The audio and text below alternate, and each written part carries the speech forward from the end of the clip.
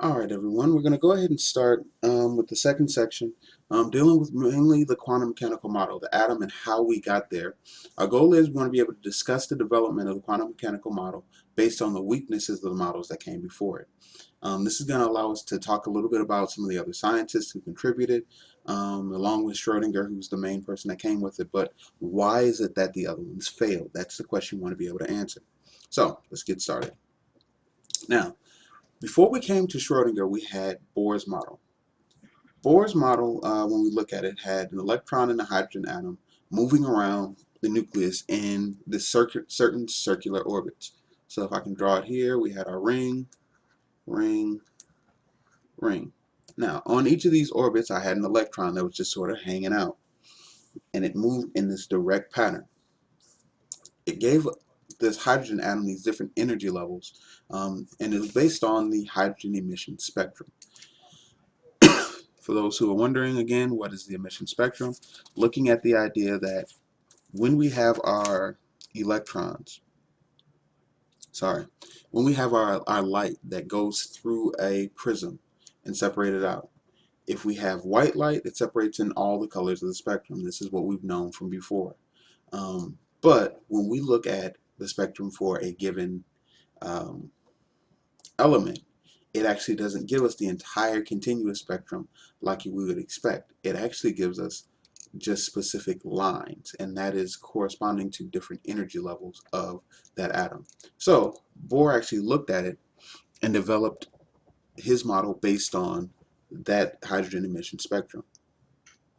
Now, the ground state for that emission spectrum, or the lowest state he found, he called the ground state, which is energy 1, or n equals 1, the lowest energy level possible. That's going to be the level that's closest to the nucleus.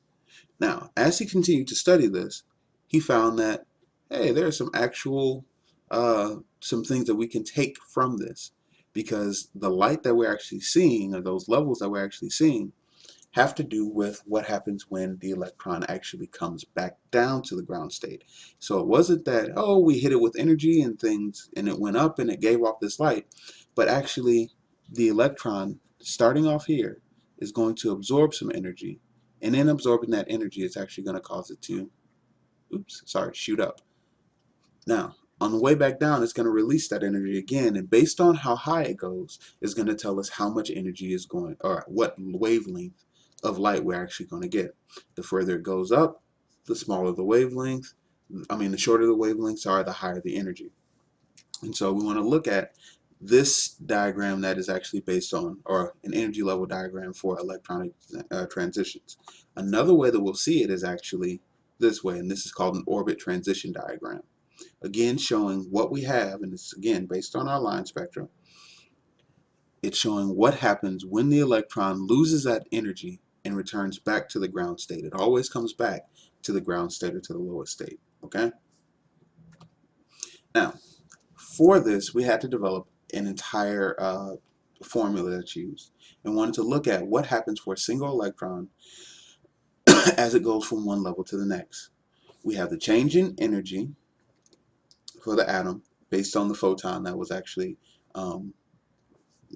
hit it, equals this constant 2.1 times 178 times 10 to the negative 18 joules times the quantity of 1 over the final energy level that it went to squared minus 1 over the initial energy level that it was at. So where did it start and where did it finish? Now, you notice that it says that each of these are integers, or whole numbers.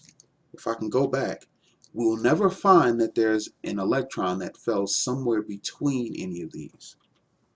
There are no between points. So the electron either has enough to make it all the way up to this energy level, or it doesn't move, okay? So we want to make sure that we know that it's not going to be halfway between. Each of these is a measured value in terms of energy. And so we have to make sure that when we deal with our electrons, that they're going to reach those thresholds as we proceed from there. Now, this is going to allow us to actually find the change in energy overall. And I believe on the next, there we go. Now, with Bohr's model, it fits the idea that we originally had about these quantized energy levels. Quantized meaning these specifically measured energy levels of hydrogen atoms. Now, there was only one problem. It only worked for hydrogen. Once we added in other electrons, because remember hydrogen only has one, then all of a sudden everything folded, everything fell apart. And so we found that they don't really move in the circular orbits that Bohr was originally thinking. This led us into a little bit more exploration. This is another problem. We'll come back to that in class. Not a problem. Now, this led to some other discoveries based on based on our good friend Heisenberg, Werner Heisenberg, who developed what we call the Heisenberg uncertainty principle. Basically, he found that Bohr's model was incorrect in the fact that it showed that you could predict not only the momentum, but also the position. And each time they tried to find this information, both simultaneously, they found that it was not possible. And so he came up with this formula. Delta x, which is the change in the uncertainty of the position, times delta mv, which is the momentum, is going to be less than or equal to h over 4 pi. Now, this means that if we were going to use Bohr's model, oops, where'd I go?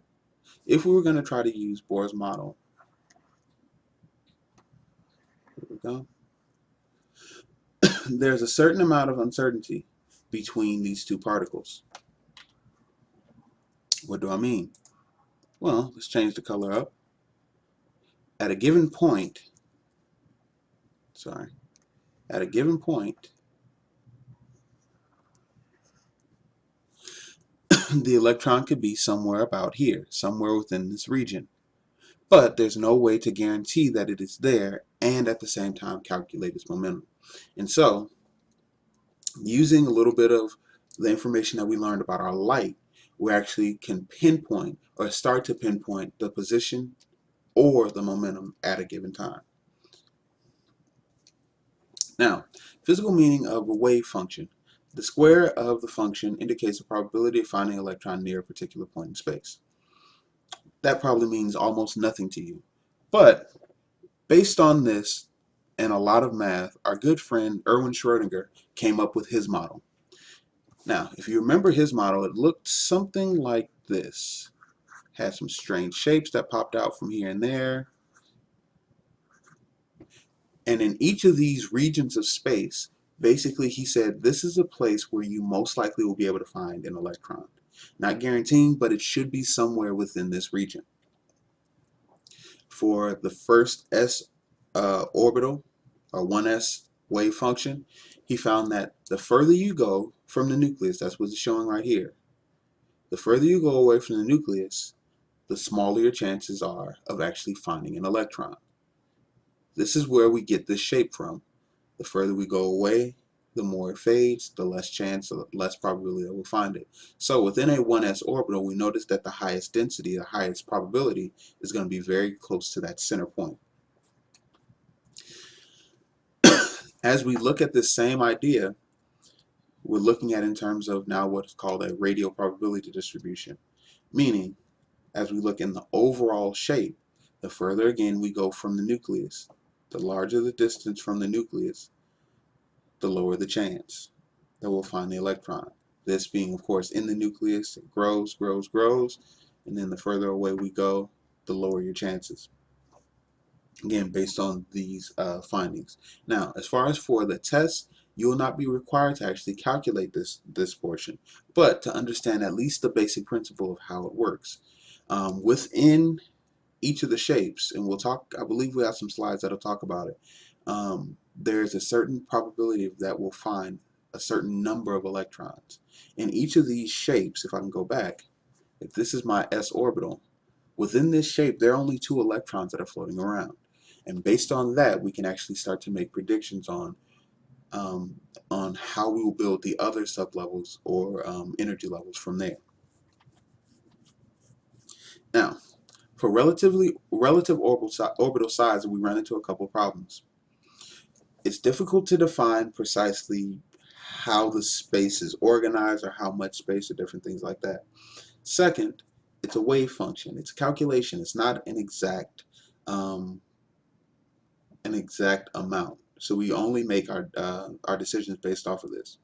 Now, if we're looking, going back a couple slides, where we had that density map, I guess we'll call it, where we saw that the higher density was in towards the center, we have to look at that in terms of being three-dimensional. Okay? Now, for hydrogen's 1s orbital, that sphere encloses, as it states, 90% of the total electron probability. We only have one. There's a good chance that it's going to, 90% chance that it's going to fit within that area at a given time. Now, we're going to take this information that we've just gathered here, and now we need to actually put that into play when it comes to our other portions of, our electron orbitals. Because within each energy level, those quantized energy levels that we spoke of, we're actually going to find that there are some other values that are given to us. We'll sign off from there, and I will see you tomorrow in class.